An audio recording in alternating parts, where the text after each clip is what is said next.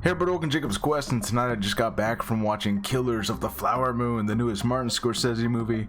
And first I want to say that this movie is 3.5 hours long, which, you know, it's not the first of its kind. We've been getting more and more of those length of movies recently, in recent years, and I will say that for the most part this movie does not feel its length. I think really only in the last about half hour did I actually start to feel it. You know, I was thinking like, man, they could have cut 10-15 minutes out of this and I think we would have been really solid. But for the most part, it moves at a pretty quick pace. Things are constantly happening and I'm fully invested, so I'm not really paying attention to how long I've been sitting there in the theater.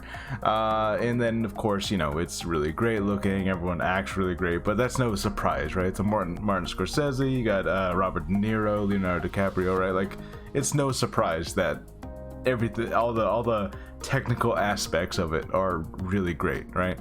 I will say also, I did not look up anything about the real world events that this is based on.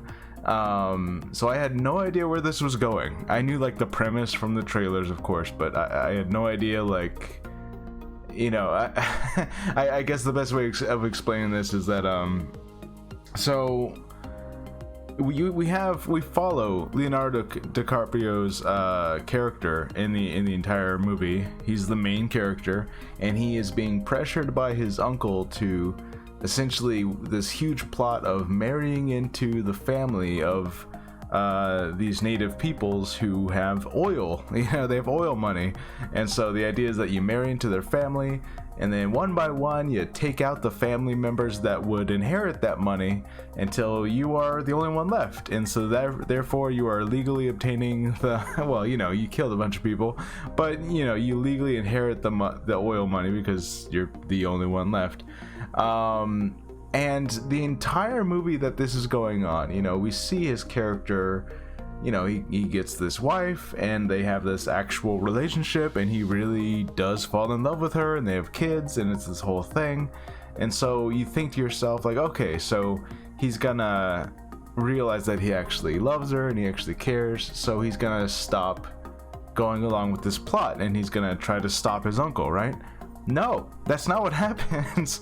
Like, he talks endlessly about how much he loves his wife, and they have all these moments, and yet at the same time he is still plotting to kill various family members. And when she becomes a nuisance because she wants to, you know, investigate the murder of her family members, she goes and gets the FBI involved, which, hey, thank God she did. You know, her uncle, the uncle's like, well, hey, let's add a little bit of this, you know, special something to her insulin shots. That way she's slowed down.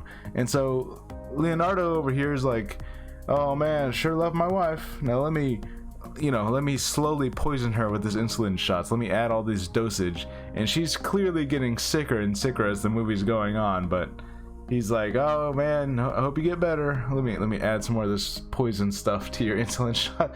And it's definitely like, he, you know, you're so used to seeing Leonardo play these like I guess heroic figures, or, you know, even if he's playing like a character with kind of like a gray area to him, you know, not like a straightforward good guy.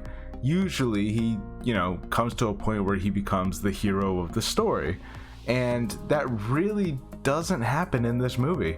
I mean, eventually, you know, in the last like 30 minutes, he does become convinced to testify against his uncle in court, and ultimately his uncle does go to jail because of that. But he doesn't like become a good guy. He doesn't try to like actively stop the murders from happening. He doesn't, like, he's just a full participant the whole time, you know. So like, there's like no gray area. This is a shitty guy, you know. So like, that's yeah, it's kind of interesting. I'm wondering how people are going to react to this one, because, you know, you're following this guy the whole time, and, you know, again, because I didn't read the real world events, I kept expecting like, okay, so he's gonna stop his uncle now, he's gonna expose all these murders and admit what he did, and nothing, not happening. okay, he's just gonna keep doing it. And some of these murders were like real brutal, you know, like just horrific things, you know. So it's crazy that this is, you know, this all happened, you know. So yeah, just really, it's one of those things where you leave the movie theater, you get some closure, right? Like, he does go to jail, but then, you know, we get this an interesting way of showing sort of, I don't know if you call it an epilogue, but at the very least, like a, you know, we get narrated to us through an audio play, or whatever you used to call those old school kind of radio plays, kind of like the conclusion of what ended up happening to everyone, right? And so we do hear that, like, okay, so Robert De Niro's wealthy white guy who did this whole murder plot, you know, he goes to jail, but he ends up getting out, and then he just, you know, he lives until his 80s and dies in a retirement home. And then Leonardo's character, he ends up being convicted of one of the various murders, and I think he just dies in he gets out of prison eventually and just lives in a trailer park, you know. So like, you don't get like this big heroic justified like moment, you know. You don't feel like, oh, all right, justice was served, the bad guy is lost, you know. It's just kind of like, yeah, he went to jail, but then he got out because he's rich, and, you know, like, his plot failed, I suppose, but still, it's like a lot of people died, you know. And you do kind of, you don't get that like catharsis moment of like, all right, justice was served finally. Like, nope.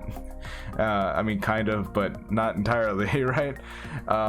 So, you know, it's based on real life, and I guess that's just how real life is. It kind of sucks. But anyways, yeah, just, it was a really, really great movie, you know, and especially like having never heard about these events and not knowing what happened and not even realizing what the situation was at this point in time in the country, like, wow, this was it was educational, it was depressing, and it was sad, and, you know, it was a really well-made movie, and it was educational. But man, I'm walking away like, I really wish somehow the good guys could have had more of a victory here, you know. But like, that's just what the world is, you know. I guess we don't always get that moment in real life, and that sucks, man.